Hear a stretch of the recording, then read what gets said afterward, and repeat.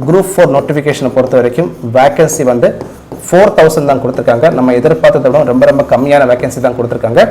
Recently வந்த group 1 நோட்டிஃபிகேஷன்லையும் 72 vacancy தான் கொடுத்துருக்காங்க. பட் இதில் டெப்யூட்டி கலெக்டர் போஸ்ட்டை பொறுத்த வரைக்கும் 28 போஸ்ட் கொடுத்துருக்காங்க.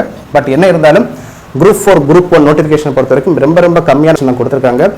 அடுத்த வருஷம் எலெக்ஷன் இயர், இந்த வருஷம் நோட்டிஃபிகேஷன் கொடுப்பாங்களா தெரியாது, வேகன்சி எவ்வளோ இருக்கும் இது தெரியாது, அண்ட் இந்த வருஷம் வேகன்சி இன்க்ரீஸ் ஆகுமா இது எல்லாமே டவுட் தான். பட் நீங்கள் குரூப் 4 எக்ஸாம் ஆம்பிஷன் இருக்கிறவங்க, குரூப் 1 எக்ஸாம் ஆம்பிஷன் இருக்கிறவங்க எந்த விதமான கன்ஃபியூஷனும் ஆகாமல் கொடுத்துருக்கக்கூடிய ஆப்பர்ச்சுனிட்டி பயன்படுத்தி ஃபோக்கஸாக உட்காந்து படிங்க. ஸோ வேகன்சி கம்மியாக கொடுத்துருக்காங்க, கட் ஆஃப் அதிகமாக வரும், இதெல்லாம் யோசிக்காமல் ரொம்ப கன்ஃபியூஸ் ஆகாமல் பயப்படாமல் கொடுத்துருக்கக்கூடிய சந்தர்ப்பத்தை பயன்படுத்தி நீங்கள் படிங்க.